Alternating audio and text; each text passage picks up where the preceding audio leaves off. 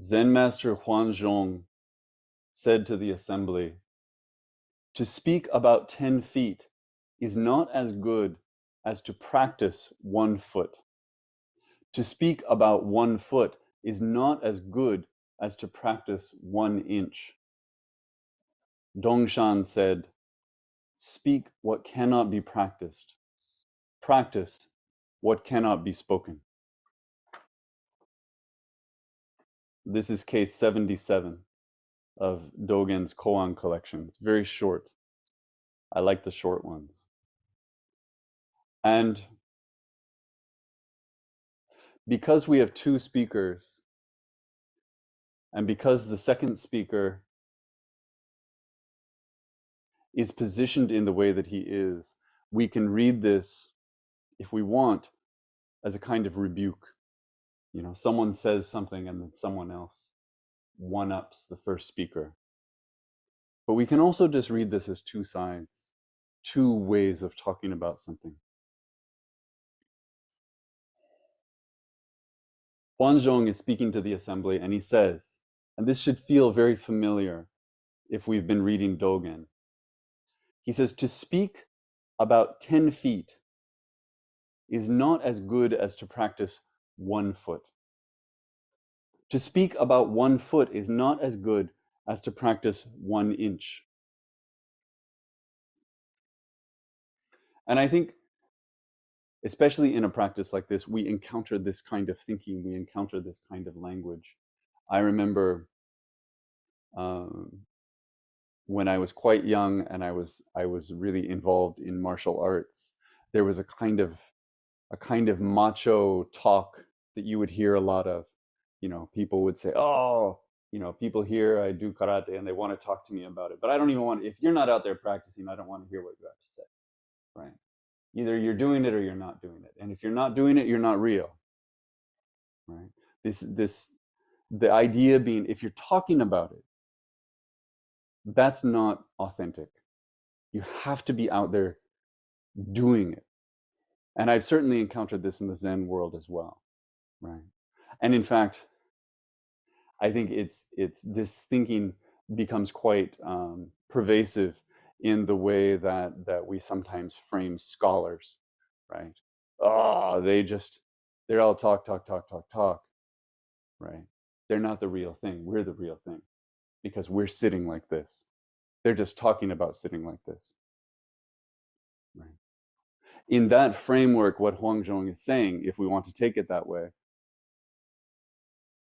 is that to sit even a little bit is way better than what the scholar is doing by talking about it a lot.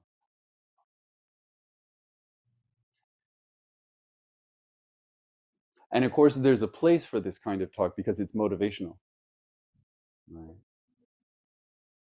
It's a way of saying, don't just think about it. Don't just read the book about it. Don't just say, I'm interested in it. Take it up, grab it, make it real with your body, do something with it, explore it. So there's that.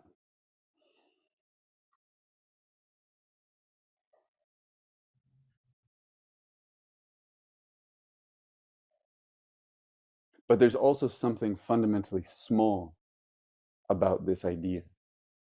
There's something small about what Huanzhong is saying.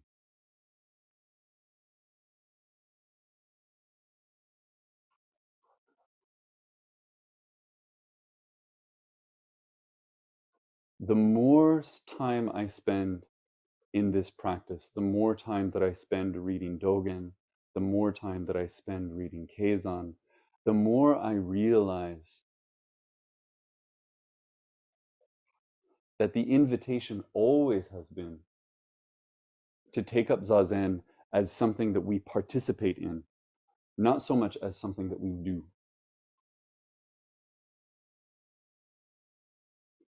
And here, even thinking about this, I start to feel inarticulate because that invitation suggests that Zazen is unlike how we understand any other activity.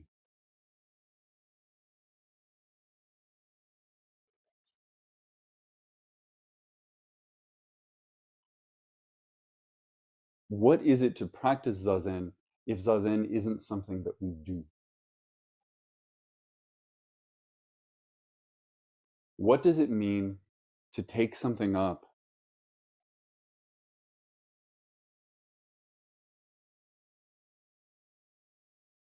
and rather than perform it, to kind of rest in it?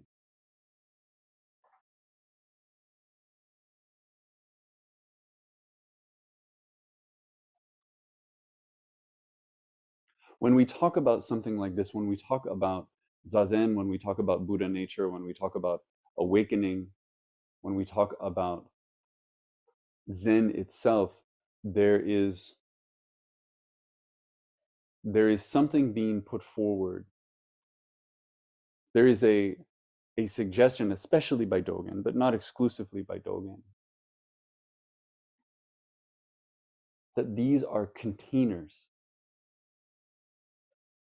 that they are the nature of reality itself,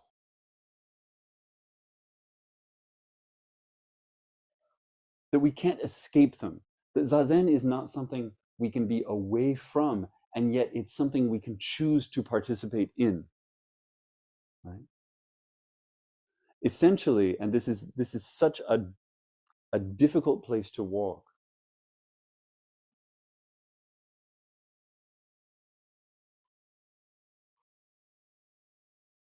that there is a reality that is reality no matter what, and yet we can choose to ignore it or to acknowledge it.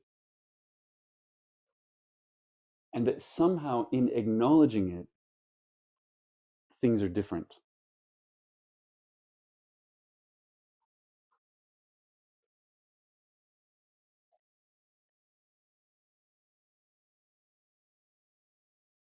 In that context, what Huanzhong is saying is not terribly profound. Because what he's saying is there is this thing called practice, and it is distinct from other things. There is something that is practice, and there are things that are not practice. And speaking, as just one example, is not practice.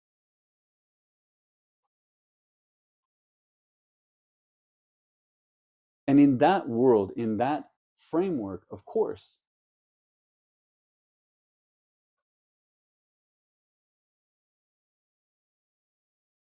do the practice.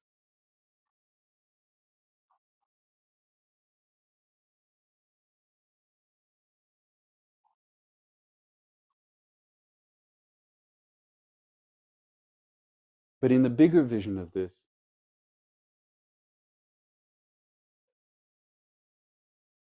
the verb isn't do, right? It's something else. It's about allowing. It's about opening up to. It's about not resisting.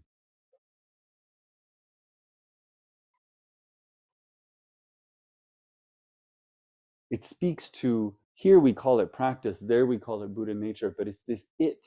There's an it in this proposition. And what we say is that the it matters, and that the choice around it doesn't affect it.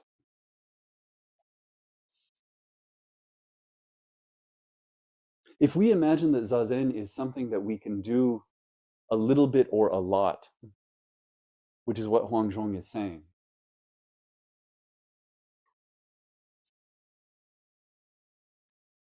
and if we're saying that it's better to do a lot than a little,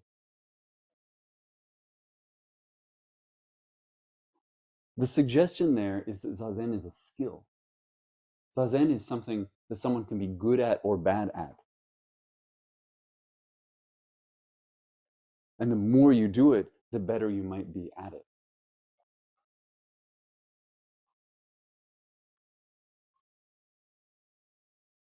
But if Zazen is something bigger, if Zazen is something, and I grasp at something that captures it, if let's say it's like the weather, you can't be good at the weather. You can fight the weather, you can ignore the weather, you can dress for the weather.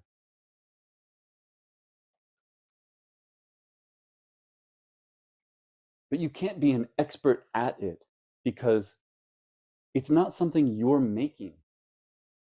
It's something that's simply there.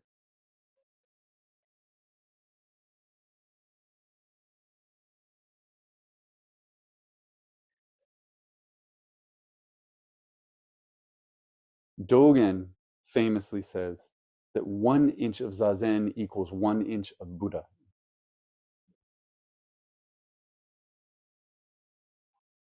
And this is Dogen saying, don't measure, don't measure, don't measure.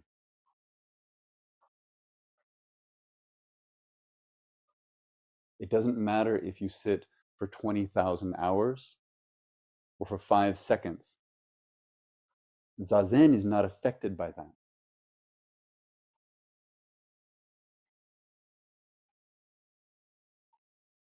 The language that pops up over and over again is that it cannot be defiled.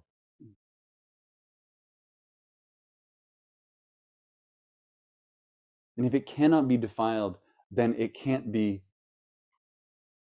more or less. If it cannot be defiled, it cannot be something that you're better at or worse at. If it cannot be defiled, it can't be something where you win and someone else loses.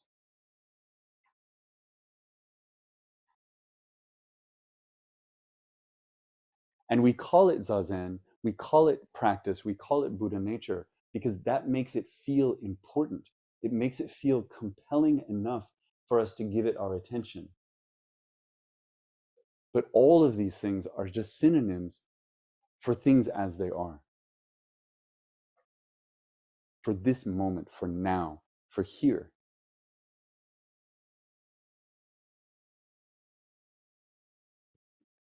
So Dongshan comes along and he says, speak what cannot be practiced. Practice what cannot be spoken. And in these 2 sentences, he blurs the line. He undercuts this idea that there is this and there is that. This translation of the koan includes commentary by Daido Loori. And what Daido Loori says,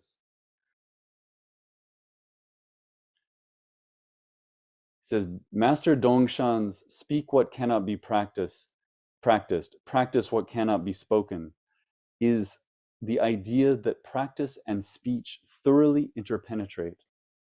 Activity and expression are interdependent. Thus, a full day of speaking is none other than a full day of practice.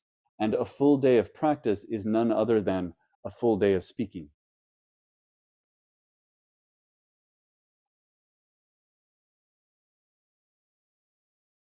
If Zazen, if this it is what we're saying it is, you can't not do it. Again, you can only notice that you're doing it. You can only be open to the vastness of doing it. And so when you open your mouth, it's there.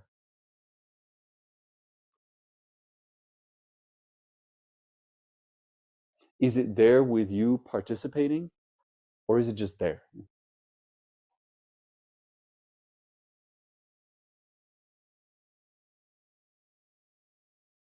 There is no activity that is distinct from what we call practice.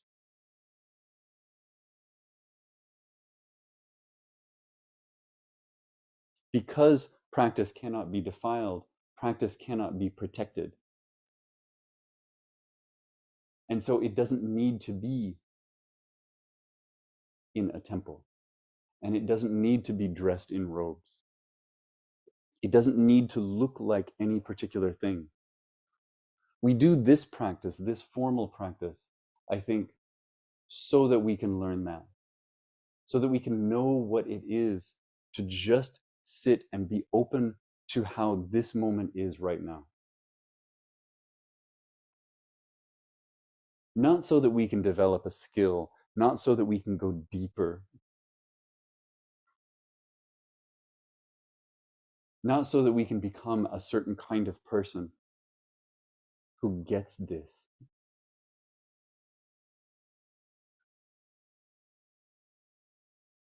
but simply to practice saying yes to what is already there. We sit here in this way and we have the incense burning and we have the candle and we say yes, and it feels right to do it because all of the stuff says do it. And then we step outside and nothing smells like that and nothing looks like that and nothing feels like that, and it feels like I don't have to show up in the same way.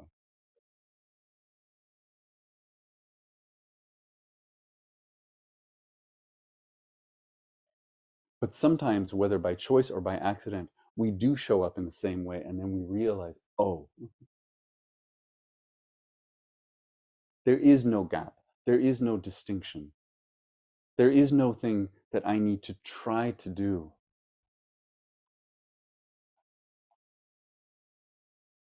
There is no practice that is practice. There's just practice that looks like this and practice that looks like this. And if we keep it up, if we continue it, it becomes more and more seamless. It becomes more and more naked.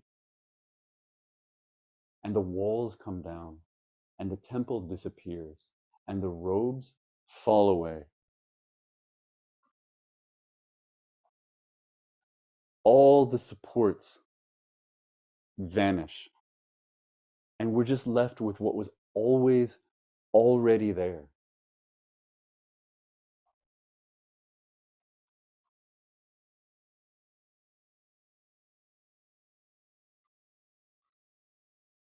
That's where I'll stop.